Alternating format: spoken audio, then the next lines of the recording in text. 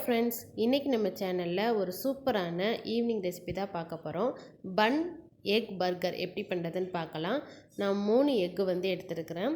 ஒரு நறுக்கிய வெங்காயம், அரை தக்காளி, ஒரு பச்சை மிளகாய், கருவேப்பிலை, 2 பட்டர், 3 பன் வந்து இந்த மாதிரி ஸ்லைஸாக வந்து கட் பண்ணி வச்சுருக்கிறேன்.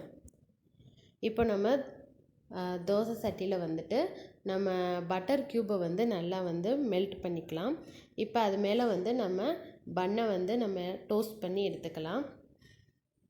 இப்போ மசாலா எக் பண்ணுறதுக்கு நான் எக்கை வந்து நல்லா பீட் பண்ணி வச்சுருக்கிறேன். இப்போ இது கூட உப்பு தேவையான அளவு சேர்த்துக்கலாம். 1/4 டேபிள் ஸ்பூன் அளவு மஞ்சள் தூள், 1/4 டேபிள் ஸ்பூன் அளவு கரம் மசாலா தூள்,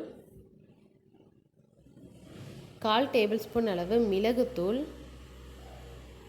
1/2 டீஸ்பூன் மிளகாய்த்தூள்,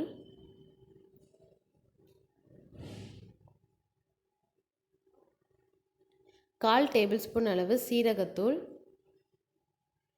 நறுக்கிய வெங்காயம், பச்சை மிளகாய், தக்காளி, கருவேப்பிலை இது எல்லாத்தையும் சேர்த்து நம்ம நல்லா பீட் பண்ணி எடுத்துக்கலாம். இப்போது தோசை சட்டியில் அந்த எக்கை வந்து நம்ம ஆம்லேட் மாதிரி ஊற்றிக்கலாம். இப்போ இது மேலே நம்ம டோஸ்ட் பண்ணி வச்சுருக்கிற ஒரு ஸ்லைஸ் பன்னை வந்து மேலே வந்து அப்படியே வச்சிடலாம். எக்கு நல்லா வெந்ததும் நம்ம அதை வந்து திருப்பி போட்டு எடுத்துக்கலாம்.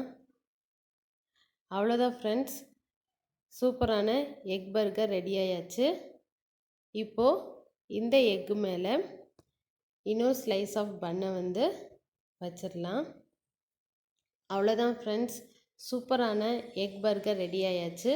இந்த வீடியோ பிடிச்சிருந்தா என் சேனலை சப்ஸ்கிரைப் பண்ணுங்கள், லைக் பண்ணுங்கள். நீங்களும் ட்ரை பண்ணி பார்த்துட்டு கமெண்ட் பண்ணுங்கள்.